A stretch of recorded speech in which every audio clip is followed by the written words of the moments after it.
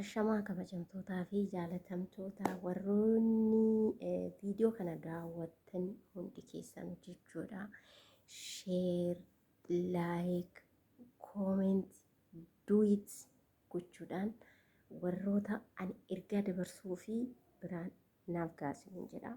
Warroota ani ergaa dabarsuufis immoo warroota Dubaay keessa jiran jechuudha. Warroota Dubaay keessa jiraniif dhiyaamsa kiyya jechuudha. Hawwiin har'a waan baay'ee kaastee turte, kaleessa waan baay'ee kaastee turte jechuudha. Namoonni ishee jala deemtanii ilaalaa turtanii gimaashi viidiyoo ishii yuutuub irratti darbee jira. Gimaashi immoo tiktook irra jira jechuudha. Innaa maaliif isinii kaasee dhugaadha. Dhugaa jiru isinitti hima. Dhaamsan dhaamaaf jechuudhaan. Keessumaa shaamarran Dubaay keessa jirtuuf dhaamsan dhaamaaf anis jechuudha. Dabalee akka waan mataa kiyyaa waan anan arge waan ta'eef yookiin immoo warroota rakkataa jiran warroota cinqamaa jiran argaan jira waan ta'eef jechuudha. Innaa kanaafuu ergaan kiyya kanadha isiniin jedha. Sheer, laayik, kooment godhaa isiniin jedheera. Innaa keessumaa adaraa keessan shaamarran keenya isinitti nama warroonni mana kontiraataa jirtan adaraa keessan dhiiraan janamtanii hojii keessan gadhiistanii hin bayinaa. Isaan kan isaan sinirraa nyaachuu barbaadan isinitti hima. Yeroo hundaa yeroon arganne viidiyoo kana na waraaban jedha garuu yeroon arganne itti milkoofne jechuudha. Maaliin isiniin jechuutiin barbaada. Yeroo sanaaf jechuudha akka waanati mana xalabaatii baatee akka waanati mana kontiraataatii baatee bakka mana sanaa baatee waan warqii irra ciiftuu fi waan warqii uffattee jiraatu sitti fakkaata. Garuu akkasitti yaadina. Kan mana kontiraataatti kanatti warqii kanatti waa barbaadde nyaatte waa barbaadde dhugdee kan jiraatu jechuudha. Garuu erga gaafa mana xalabaatii baateetiin booda birrii takkaan kan baastee jiraattu birrii keeti jechuudha. Namichi achiisi janajjanee si baase birrii 2,000 kaffalee siin jedha yookiin birrii 1,500 kaffalee siin jedha. Gaafa ishee sirraa nyaate garagalee si ilaalu achiisi baase taanaan si fidee mana isaa si teessiseera taanaan ijaazaa mana isaa guyyaa guyyaan sirratti yaaddataa jechuudha. Guyyaa guyyaadhaan ijaazaa mana isaa. Intala kana hojiirraan baasee fidee intala kana waan nyaattu dhabdee intalli kun homaan qabdu jedhee namni si yaadu takkallee hin jiru jechuudha. Kanatti qabdu si harkaa fixuu malee, kanatti qabdu si harkaa duguuguu malee jechuudha. Inni lammaffaa dammoo birrii ati qabattee achi baate afaan sitti tolanii bakka waan hundaa siin jedhanii si fuudhanii mana algaa si geessuu danda'u. Achi si geessanii viidiyoo sirraa waraabbatu birrii isaan sirraa fuudhan birrii ati mana madaamii keessatti halkan hirriba dhabdee guyyaa boqonnaa dhabdee marrimmaan kee hidhattee yookaan nyaattee yookaan beeloftee dalagdee guduunfite achi baate erga sirraa fuudhaniin booda maal si godhu kan isaan si janajjananii si baasaniif nama jaalala si qabu sitti fakkaata. Isaan jaalala namarraan qabani. Keessumaa dhiirri maqaa isaanii yoon ganda maqaa dhahe ganda maqaa dhoofte naan jettu gandummaan deemte naan jettu. Warroonni keessumaa dhiirri ganda kana dheewwamu dhiirri ganda biraa as keessatti baay'attanii jirtan otoo of eegdanii isinii wayya takkaan misira keessan gadi yaabna. Takkaan dhalaan biyya kana keessa jirtu mataa gadi qabannee yoo teenyu homaa hin beektan isinitti hin fakkaatina. Yaa leebochi yaa hattuu fi leebaa biyya kana keessatti wal ga'e. Hojii maal hojjetti dhiirri? Hojiin isaanii sa'aatii 24 mana ijaazaa keessa ciisuu. Achi keessa dugdaan ciisanii ijoollee mana xalabaa jirtu janajjananii hojii dhoowwanii ijaaf gurra dhoowwanii akkaataa isheen madaamii faana walii galteen hojjenne godhanii mana sanaa baasuu. Erga achi baasanii booda waan isheen qabdu erga harkaa fixaniin booda maal godhu? Erga waan isheen qabdu harkaa fixatanii harkaa duguuganii nyaatanii fixaniin booda gooda baxallaatti baasanii ishee gatu jechuudha. Yoo barbaadan ulfeessanii si fuuna jedhuuni ishee jette isheen itti fakkaata. Maa gowwomnaa? Nu gahi bar gowwomne nu gahi. nugai bakka attaallalamneerrallee goyyomneerrallee nyaatamneerrallee hatamneerrallee waan nuti hin godhamiin hin jiru waan baay'ee godhamneerra. Isinii galee waan baay'ee godhamneerra. Kanaafuu dammoo naqqaa irratti naqqaa sinis irraa nyaadha akka isaan sinirraa nyaatan sinis irraa nyaadha. Isinii galee birrii keessan immoo bakka keewwattan yoo dhabdan kallattii baankiidhaan galchadha. Karaa gabaa alaatii sinirraa isaanitti kennineetu bu'aa argannaa karaa gabaa alaatiin jettanii miti amma isaan sinirraa nyaatan geessaa baankiitti galchadha. Kophii qabaannaan hin galchatta. Isinii galee kophii qabaannaan hin galchatta jechuudha. Kanaafuu keessumaa warroonni ijoolleen mana xalabaa jirtan kanaan booda yoo rakkattanillee yoo barbaaddan biirootti deebi'aatii hojii jijjiirradhaati mana madaamii dalagaa. Yoo immoo biirootti deebinee hojii hin jijjiirrannu jettu yoo taateen kallattiidhaan tikkeetti kutadhaati biyya keessan galaa. Isinii galee yoo kanarraa kana sin hin taane ta'e tokkoon keessan dhiirri Dubaayii keessa jiru hojiin qabu. Warroon numti gurguddaadha amma fakkeenyaaf gurguddaadha. Gurguddaan rabbi takkicha qofa. Ijoollee ishee kan amantaa jijjiirsisiisanii ijoollee ishee kan birriirraa fixanii warroon numti ija keenyadha jarri kun gurra keenyadha jennee yaannu bukoon isaanii ganaa gadi fatafatama. Warroonni dhiqatee uffatee guyyaadhaan keekii muraa oolu. Warroonni dhiqatee uffatee nadheen ulfooftee beebii shaaworii dhadhanii achitti walitti qabanii sa'aatii 24 guyyaadhaan footoo achitti ka'anii keekii muranii nyaachaa oolan ganaa hundi isaanii warroonni dhiqatanii uffata bareedaa uffatanii hojjetanii mitikko. Kan ijoolleen dhalaan biyya Arabaa shaamarran biyya Arabaa mana xalabaa keessa hojjetteen of xaraganii zaalbaa jijjiirratanii deemu malee hojjetanii miti. Dhiirri Dubaayii keessa jiru sa'aatii 24 mana ijaazaa namoonni waggaa 2 waggaa 3 mana ijaazaa keessa ciisutu jira. Dhiirri jechuudha. Dhiirri kana dubartii immoo isinitti nima dhaggeeffadha. Erga achiin baasaniin booda asiin baatee hojii galtaan hin jiru. Itti taphatu kunoo gaafa ulfoofte gadi baatee ulfan qabaa garaatti na nam'ee jira macaraan garaadhaan qabaa na gargaara. Kan eentu godha? Paakistaanitti akkas godhe, Mangaadiitti akkas godhe, dhiira Oromootti akkas godhe jechuudha. Dhiira Oromoo erga akkas godhaniin booda waan isaan godhan beektanii ulfeessanii waan isheen qabdu irraa fixatanii bakka jaalala sirraa fixatanii jaalalli birriidha. Jaalalli koo jaalala isa dhugaa rabbi uume osoo hin taane jaalala birrii. Gaafa jaalala birrii sana immoo akkamittiin isiniin jedha ka jaalala birrii ulfoofteetti garaa qabdi daa'ima garaa qabdi hojjettee birrii fiduu hin dandeessu. Kanaafuu inni maal barbaada ree har'a ishee birrii fiddu sana ishee homaa garaadhaan qabne barbaada malee ishee garaa qullaa sana barbaada malee ishee garaa keessa waa qabdu hin barbaadu kaa. Har'a isheen garaadhaan waa qabdu sun isatu hojjeteetti fidee nyaachisu obaasuu danda'a malee akka duraa sana mana madaamii keessa foqoqxe halkan irra dhabdee guyyaa boqonnaa dhabde akkaataatti fiddu hin jiru waan ta'eef maal godhare gadi baasee goodaa baxallaatti gataa jechuudha. Tokko kana ergaadha. Sheer naa godhaa. Inni lammaffaa warroonni Paakistaanii faana akkas taatanii Paakistaanii nadheen Paakistaanii takka dhiira Paakistaanii takkas godhee dhiira Paakistaanii faana footoo kaatee Paakistaanii isaantu kabajaa qabaadha. Warroonni nadheen yookaan immoo dubartoonni shaamarran dhiira Paakistaanii faana footoon isaanii waggaa meeqa faana jiraatanii har'a kabajaa qabani. Isinii galee miti intalli Paakistaanii faana waggaa 2 akka barbaadde taate akka barbaaddetti bashannante faana jiraachaa turte har'a kabajaan itti turame warqiidha jedhamte mana keessatti teessee jirti. Isinii galee miti warqiidha jedhamte teessee jirti. Kan keenyaa hoo kan dheengadda ulfooftee ilmaan garaadha. Ilmaan 4 garaadhaa qabdi jedhamte kan shakkamitti kolfa ta'ire kan shakkamitti uummanni irratti ka'ire kan Paakistaanii waggaa meeqatti taphate yoo fuunee niitiidhannee mana keessa godhannee teenya ijoollee keenya Dubaay keessatti ijoollee Oromoorraa ulfoofte ilmaan 4 garaadhaan qaba na gargaaraa jettee ishee nu daffarte gadi baatee sin gaafatte. Paakistaanirraa ulfooftee hin finne, Mangaadiirraa ulfooftee hin finne, saba biraarraa ulfooftee hin finne. Uummata Oromoorraa ulfoofte, dhiira Oromoorraa ulfoofte erga ta'e si gargaarraa maa dhabii afaan keessa meeqa banaa turtan jechuudha.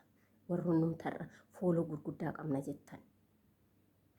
Sinii galee warrumti fooloo gurguddoo qabnatan ittumaan maallaqa keessan birrii takka birrii 2 tokkook irratti ittiin guurrachuun malee wanti isin faayidaa takkitti uummataa buustaniifis intala sanaa buustaniis hin jirtan jechuudha. Har'a hawwii kan isin ol urguftanii gadi urguftanii fooxoo shilaxxaftanii ol gootanii gadi gootan uummanni Oromoo mucayyoon kun miidhamteetti jettanii wanti isin gootaniif hin jiru. Wanti isin gootan inni tokkoffaa amantaa ishii gadhiisiiftanii.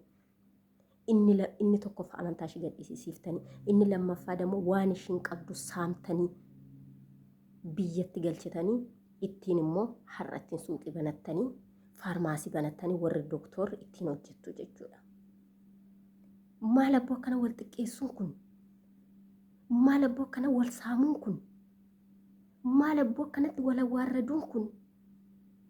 Mucattiin tun maal sin goote? Anamma kana itti taphattan. Kan sin amantaa ishee jijjiirsisiiftaniif immoo ajandaa biraa ta'uu danda'a. Mucattiin kun waa'ee kana keessan galu jette hin cufte. Wanti amantaa ishee jijjiirsisiiftaniif nama meeqa kan amantaa nama jijjiirsisuudhaaf tattaafataa jiru jechuudha. Garuu erga amantaa ishee jijjiirteen booda baxallaatti ishii gatanii kunoo har'a maatiidhaan firaan amma jaalatamtuu fi amma jibbamtuu ishiitu beeka erga amantaa ishee gadhiifte jechuudha. Innaa kanaafuu sinoo warri as keessatti inni kaan ulfaa'ee inni kaan aleegatee daa'imni inni kaan zibaalaa keessatti gatama inni kaan gaarbeejii keessatti gatama inni kaan ulfaa'ee gadi ba'ee na gargaaraa jechaa maal abboo cinqiin biyya kana keessa jiru shuu cinqiin biyya kana keessatti bu'e hanna bichaa kan ija keessaa baasuuf deemu malee kan homaasii godhu tokko hin jiru. Keessumaa dhiira biyya kanaarra adaraa keessan dhaamsan siniif dhaamu. Shaamarran Dubaay keessa jirtan akkana jettanii nama mana ijaazaa keessa sa'aatii 24 ciisu birrii keessan otole akkaawuntii qabaate akkaawuntii 27 odoonni qabaate jechuudha. Birrii keessan irratti hin galchina. Yoo barbaadan kallattiidhaan namoota beektanitti namoota amanamaa ta'etti kennadhaa yookaan immoo guduunfadhaa qabadhaa galaatii gabaa gurraacha biyyaa irratti jijjiirradhaa.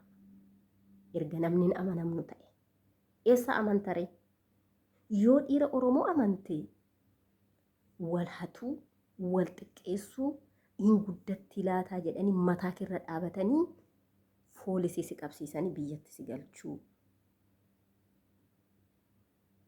Yoommoo lakkii dhiirrumti Oromooyyuu naan ta'u jedhanii warroonni gara Paakistaaniitti gara Maangaadiitti deemanii yoo heeruman osoo nuti jirru maaliif dhaqanii heerumanii osoo nuti jirru akkamitti inni maalii godhaa osoo nuti jirru akkamitti wajjiniin sharamuxxii osoo nuti jirru wajjiniin maa akkana taatii ajandaa godhataniit asirra cafaraa ooltanii jechuudha. Waa takkitti footoo tokkitti yoo argitan samoona tokko footoo wayii arganii footoo sanaan sa'aatii 24 guyyaa tokko torban tokkotti hin cafaraa turtan. Maangaadii dhungatti jettanii jechuudha. Yoo maangaadii irraa goranii isinitti goranii ofitti qabuu hin beektan kabajaa hin qabdanii fi harkaa hatuu harkaa saamuu xiqqeessuu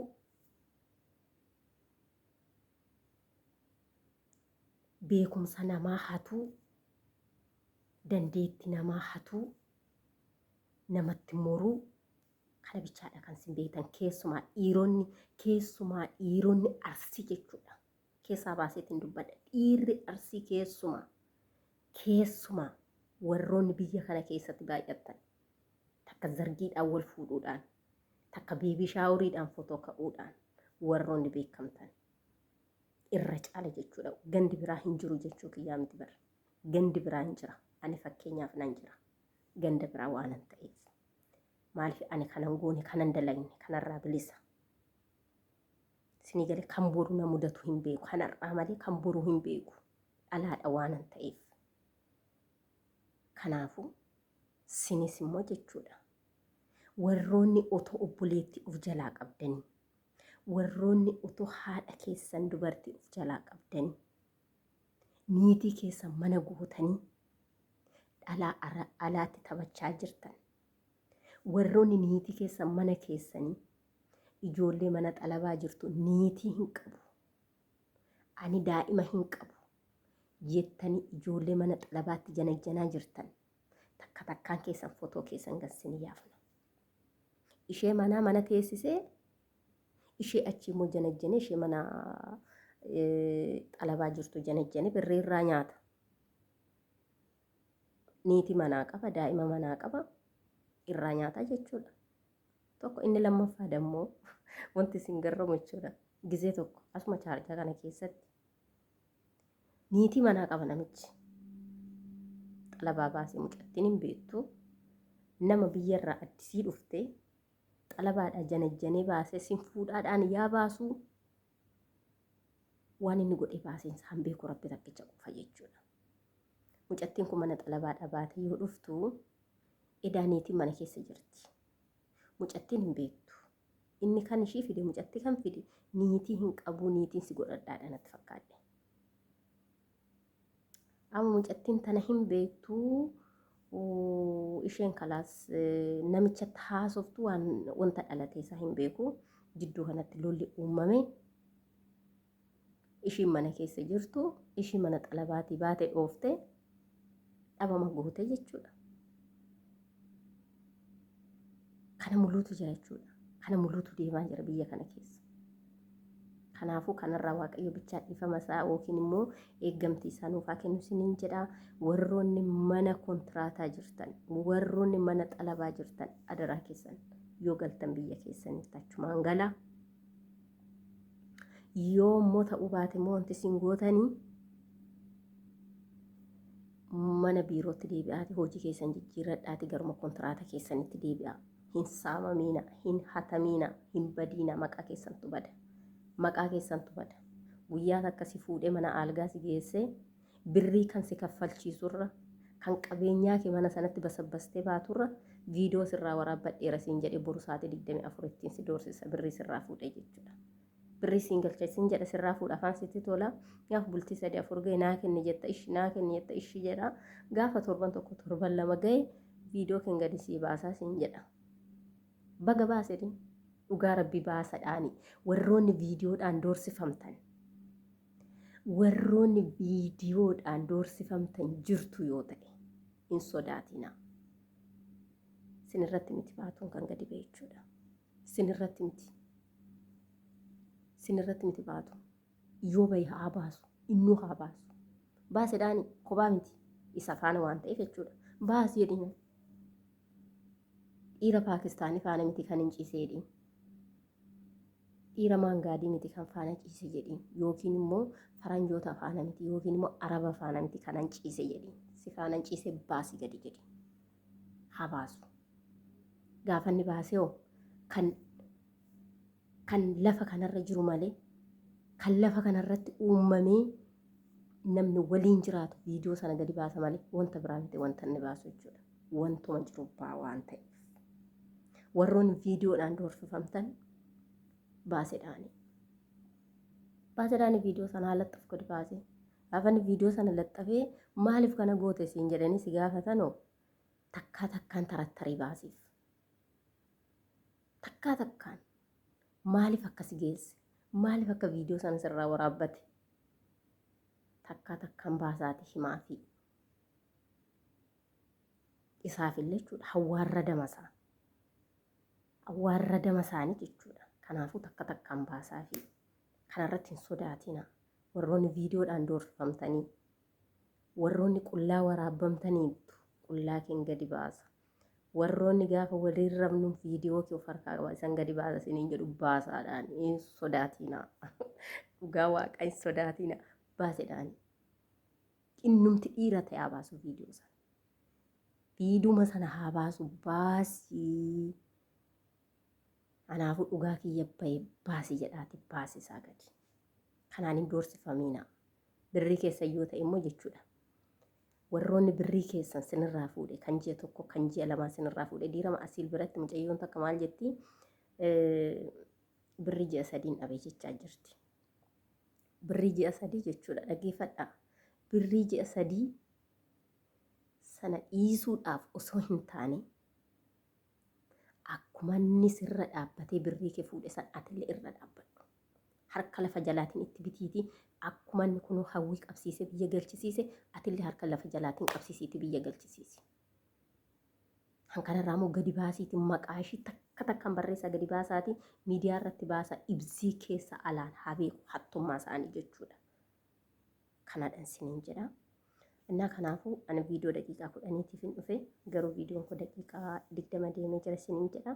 Innaa kanaafuu hundi keessanuu adaraa keessan warroon Dubaay keessa jirtan hundi keessan warroon mana xalabaa jirtan manuma xalabaa keessanitti rakkattanillee beeloftanillee dheebottanillee waan barbaade taatanillee achuma isiniif wayyaa achuma taa'aatii birrii keessa walitti qabadhaatii gara biyya keessaniitti deemaayyuu yoommoo isinii hin taane mana jijjiirradhaa. Malee dhiirri takka dhufee xalabaadhaas siin baasa siin jedha taanaan waan sii ogeessitti fakkaatiin si nyaachuudhaaf waa meeqa maqaa sirraa baafachuudhaaf waa meeqa sirratti dalagachuudhaaf biizinesii meeqa sirratti dalagachuudhaaf si baasu dhufa. Waa biraatiif hin se'in si fayyaduuf osoo hin taane of fayyaduudhaaf faayidaa dhuunfaa isaatiif birrii 2,000 yookiin 1,500 sirraa fudhate taanaan gatii taaksii namitti dhuftee si fuudhuu dhuftu 500 kaffalama 1,000 gabii isaati jechuudha. Humni takka gabii isaati. Yoo immoo 2,000 kaffalta ta'e namtittiidha birrii 700 Dubaay kaffalamaa fi kan irraa hafe kan isaaniiti jechuudha. Isinii galee kanadha naggaadeen isaanii. Kana nagadatu. Kanaafuu isin immoo jechuudha.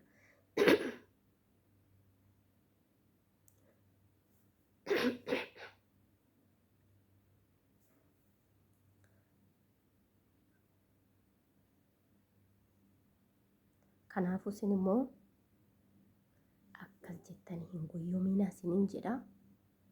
Birrii keessan of harkatti qabadhaa.